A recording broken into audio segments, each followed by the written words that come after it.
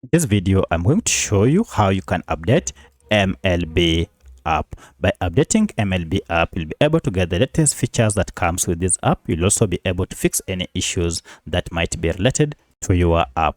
So if you'll find this video helpful, please like and subscribe to this channel. All right. Now, to update your MLB app, you need to go ahead and look for this app either through Google Play Store or App Store and find out if we have an update. For my case, I'm on Android, and therefore I'll go to Play Store here.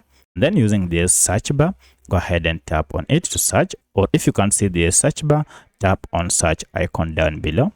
Then search for MLB just like this.